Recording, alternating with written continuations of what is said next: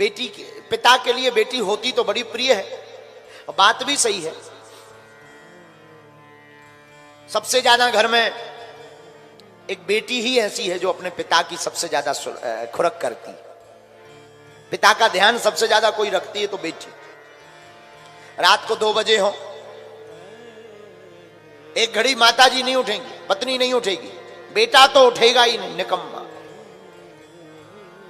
पापा आ गए, खोल दो, तुम ही खोल दो गेट, अब हम सो रहे, हमारा दिमाग खराब ना करो, सो मूड पर आ। ऐसी बातें करके। लेकिन बिटिया कितनी भी थकी हो, बुखार में हो, बीमार हो, बेटी तुरंत जाएगी, झट से दरवाजा खोलेगी, पापा पापा पापा आ गए, पिताजी आ गए, आओ पिता आप बैठो, बीमार है आप बैठो पिताजी, हम रोटी बना देते हैं। बेटी का मोह पिता के प्रति बहुत होता है, और पिता का भी बिटिया के प्रति बहुत मोह होता है। हम तो देखते रहते हैं, दरबार में जब बैठते हैं, कभी धाम पर बैठते हैं, शादी के कितने भी साल हो जाए, लेकिन बेटियां आती हैं, महाराज जी और तो सब आपकी कृपा है, हमें अपने घर का कुछ नहीं पूछना, हमारे पिताजी ठीक हो जाए।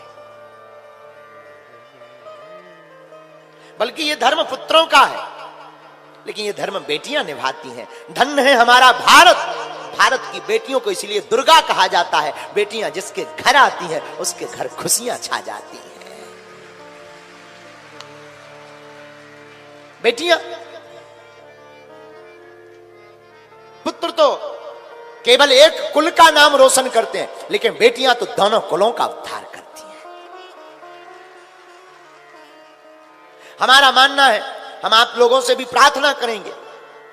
हम लोग बहुत बड़ी गड़बड़ करते हैं, वो गलती करते हैं, बहू को तो लाते हैं, लेकिन कई बार छोटी मोटी बातों पर बहू के माता पिता को सुनाने लगते हैं। हमारी प्रार्थना है, कभी भी हो किसी के भी माता पिता की अवहेलना मत करना, क्योंकि अपने सबसे प्राणों का टुकड़ा, जिगर का टुकड़ा कोई दान में देता है तो वो बाप होता है जो अपनी फूल सी बिटिया को दान में दे देता है।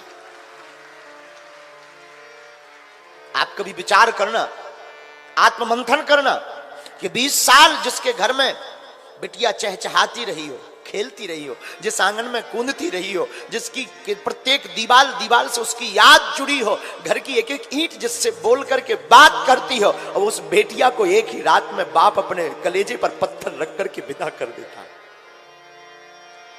उस बाप पर क्या गुजरती होगी। इस पूरी दुनिया में हम तो नहीं कह सकते, पर भारत में कह सकते हैं, इस पूरे भारत में कोई बाप कितना भी बड़ा कठोर हो, कितने भी बड़े दिल का हो, पर हम दावे के साथ कह सकते हैं कि जिस दिन बेटी की विदा होती है, उस कठोर से कठोर बाप की भी आंख भर जरूर आती है। अकेले में जा करके वो भी रो पड़ता है, उसकी भी नजर भर आती है।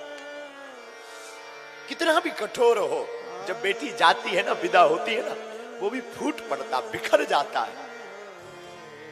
वो भी 2 दिन तक भोजन नहीं करता, उसे सुरत नहीं रहती। बेटी के सामने जरूर वो मन मार करके मुस्कुराएगा, कितना भी कठोर बाप हो पूरी दुनिया का, कितना भी कठोर बाप, लेकिन जब बेटी की विदा होती है तब उस बाप से पूछना उसका दिल कितना बिखर जाता है। इसलिए हमारी प्रार्थना है, आप सबसे, सागर के वासियों से प्रार्थना करते हैं, अपने घर में महाभारत मत करना। तुम्हारे घर पर कोई बहू आए ना, बहू बनकर के आए तो क्षमा करना, वो बहू जरूर है तुम्हारी, लेकिन वो किसी की बिटिया भी है, ये मत भूल जाना। वो किसी की बेटी भी तो है, और वो जिसकी बेटी है उससे कभी पूछना, उस बाप से पूछना, उसने अपना तन मन धन सब कुछ लगाया, वो एक रात में विदा कर देता। और हम लोग बारात से आकर के इतनी बुराइयां करते, अरे नमक को नहीं पूछा, पानी को नहीं पूछा, हमको चाय नहीं पिलाई, फूफा जी को कपड़ा नहीं दिए, अरे ये तो सब हाथ का मैल है, खाना पीना तो ये सब साफ चलता रहेगा। होटलों में जाकर के तुम सर्विस ले सकते हो, बहुत अच्छी सर्विस ले सकते हो 100 रुपया खर्च करके। लेकिन हम तुमसे प्रार्थना करना चाहते हैं हाथ जोड़कर, उस बाप के बारे में कभी तुम कल्पना करना जिस बाप ने अपनी बेटी के विवाह के लिए 1 साल पहले से सोना छोड़ दिया हो, जूता खरीदना छोड़ दिए हो, कपड़ा खरीदना छोड़ दिया हो कि हमारी बेटी की विदा में कोई कमी ना रह जाए। हम कपड़े नहीं लेंगे पर हमारी बिटिया के आने वाले रिश्तेदारों को कोई कमी नहीं होने देगी। कभी आप आत्ममंथन करना उस बाप के बारे में। वो 1 साल पहले से नहीं सोता है, 1 साल पहले से ये अचार खिलाएंगे, ये ना ये आम तोड़वाना था, ये अचार खवाएंगे बारातियों को, ये स्वागत में टिफिन देंगे, ये हम कपड़ा पहुंचाएंगे रिश्तेदारों के यहाँ, ये हम टोपरी पहुंचाएंगे अपने रिश्तेदारों के यहाँ। और प्रार्थना करना, वस्तुएं तो लिपती आती जाती रहती है, राजा से रंग, रंग से राजा व्यक्ति बन जाता है, परंतु याद रखना व्यक्ति का संबंध लौट कर नहीं आता है। इसलिए नाता को बनाना, नाता को बनाना। कभी भी हो आपके घर पर जो बहू बनकर आई वो किसी की बिटिया है, और वो अगर बिटिया है तो कभी उसकी अवहेलना मत करना, उसके माँ बाप को ताना मत सुनाना कृपा करके। और जिस दिन तुम ये कर लोगे, जितने भी लोग यहां सुन रहे हैं और भारत में सुन रहे हैं, दृष्टि का खेल है। अगर तुम्हारे घर में कलेश होता है तो कहीं ना कहीं यहीं से कारण प्रारंभ होगा। और अगर तुम अपने घर में सुख शांति चाहते हो तो आज की हमारी कथा सुनकर के जाना। तुम्हारी जिंदगी में बदलाव ना आए तो कर लेना, लेकिन जीवन में उतार करके जाना कथा को। मैं तुमको एक सत्य घटना सुनाता हूं। एक नया नया विवाह है, एक गरीब घराने की बेटी थी, दिखने में बड़ी सुंदर थी, तो अमीर घराने में उसका विवाह तय हो गया।